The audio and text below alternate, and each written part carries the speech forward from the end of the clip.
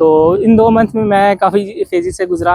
अच्छे से अच्छा बंदा भी यहाँ पे चकमा खा जाता है। यहाँ पे आपको हर दुकान पे जाना पड़ेगा और किसी के सहारे नहीं रहना। बोलते हैं मैंने किए हैं, वो आप लोगों ने नहीं करनी।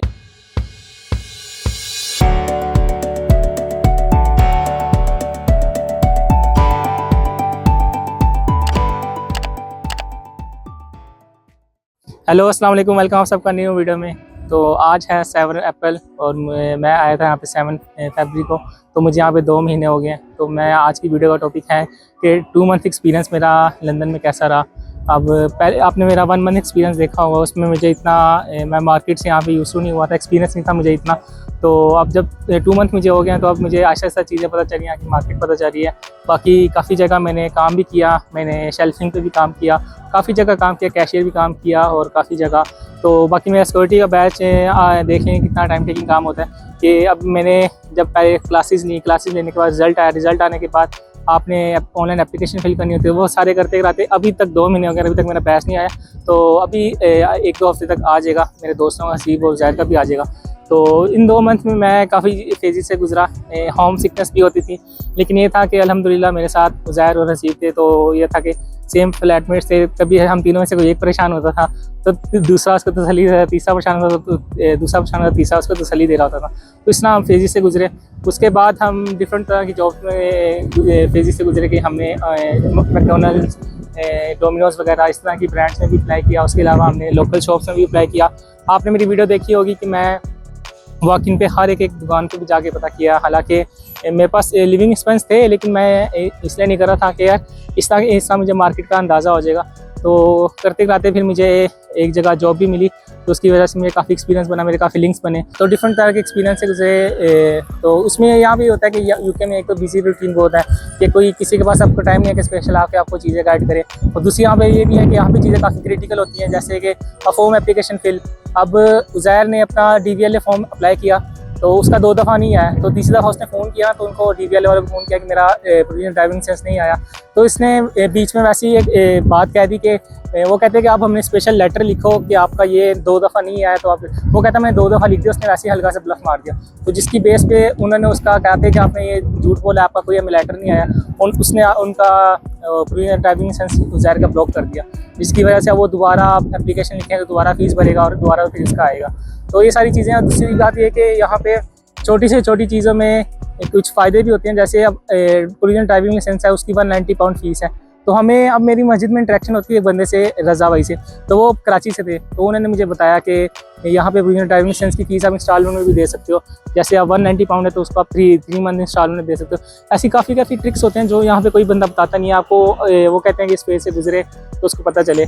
बाकी इस तरह है कि आपने अगर आप यहाँ आ रहे हैं तो आपको ये पता होना चाहिए कि आपका अपनी रिसर्च कैसी है, कि आपने हर एक फेज़ से, क्योंकि यहाँ पे डिसीजन मेकिंग पावर आपकी बहुत अच्छी होनी चाहिए। अगर आपको डिसीजन मेकिंग पावर नहीं है तो अच्छे से अच्छा बंदा भी यहाँ पे चकमा खा जाता है।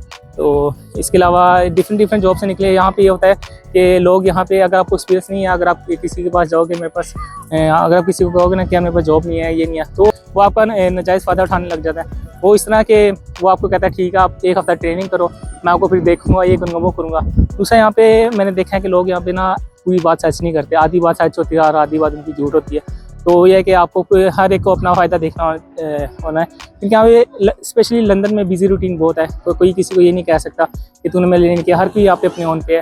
तो ये इसी तरह की चीज़ें हैं। अच्छा, तो 2 मंथ एक्सपीरियंस में मुझे एक चीज़ भी पता चली कि आपने यहाँ पे पहले दिन से ही जॉब देखना शुरू कर दी है। हालांकि मैं पाकिस्तान में बड़ी रिसर्च करके आता, मुझे पता था ये चीज़ें वो चीज़ें, लेकिन ये था कि एक होता है ना बंदा लारे में लगा रहता है, ट्रक की बत्ती पीछे लगा होता है, वो यहाँ पे वो साफ था। तो मैं और हसीब ने हमने गलती की कि हम 2 मंथ में क्या करते थे, स्पेशली दुकानों पे जाके नहीं पता करते थे। हम अगर होटल लेने जा रहे हैं, कुछ भी लेने जा रहे हैं, एक दो दुकान में पता क्या वैकेंसी है, वो कहते नहीं है। तो यहाँ की सराउंडिंग में आपको कहते हैं यहाँ पे कोई वैकेंसी नहीं है, लंदन में कोई जॉब नहीं है। तो हम यही सोचते थे कि यार चलो जॉब नहीं है, चलो सिक्योरिटी का बैच आएगा तब देखेंगे। तो तब तक हमारा ये हो गया एंड टाइम पे हमारे पैसे ख़त्म हो गए, फिर हमें पाकिस्तान से पैसे मंगवाने पड़े। लेकिन फिर हमें एक दिन मेरे टीचर मिले जो मुझे मैट्रिक्स में पढ़ाते थे, वो मुझे मस्जिद में मिले। वो पिछले साल मई में आए थे। तो उन्होंने मुझे कहा कि यार बात सुनो, यहाँ पे आपको हर दुकान पे जाना पड़ेगा और किसी के सहारे नहीं रहना। अगर कोई कहेगा ना कि मैं आपकी जॉब लगवा दूँगा या कुछ कर दूँगा, तो आपने उसके सहारे नहीं रहना, आपने हर एक ने अपने ऑन देखना है। तो फिर उसके बाद वो वीकेंड था कि हमें संडे को मिले हैं। मैंने और रसीद ने फैसला कर लिया कि हम मंडे को निकलेंगे और एक एक दुकान पे जाएंगे। और माशाल्लाह से हसीब को तो उसी दिन जॉब मिल गई, ठीक है। मतलब हम तकरीबन 12-1 बजे निकले थे और 2 बजे इसको 2-3 बजे जॉब मिल गई थी और मुझे उससे अगले दिन मिल गई। मतलब कहने का मकसद ये है कि हर चीज़ पे टाइम चाहिए, उस पर क्या नाम है, हर यहाँ पे यूके में हर चीज़ आपको सिर्फ टाइम मांगती है।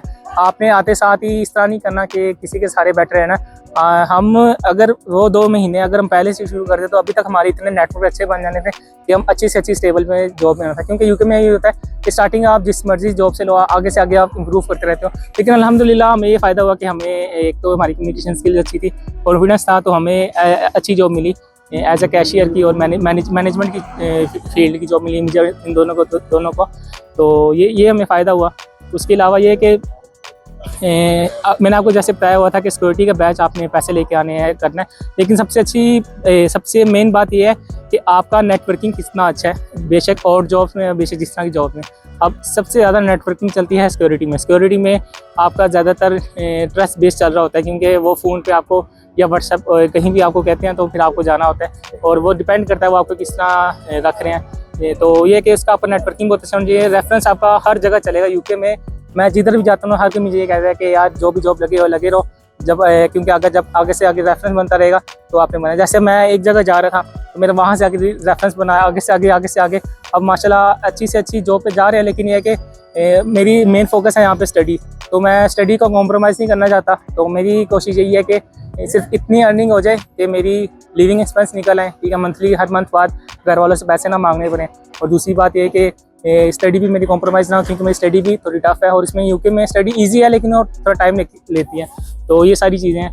तो ये सारा मेरा 2 मंथ का एक्सपीरियंस था। बाकी ये था कि यहाँ पे लिविंग कॉस्ट इतनी महंगी नहीं है अगर आप यहाँ पे अर्निंग करने लग जाओ। शुरू में जब हम पाकिस्तान से पैसे लाए थे तो हम 1-1 पाउंड गिनते थे या करते थे। लेकिन जब हमने आशा से अर्निंग शुरू कर दी तो फिर हमें पता चला कि यार यहाँ पे अर्निंग कितनी है, मतलब लाइफ स्टाइल इतना महंगा नहीं है, मतलब जैसे लिविंग कॉस्ट वगैरह।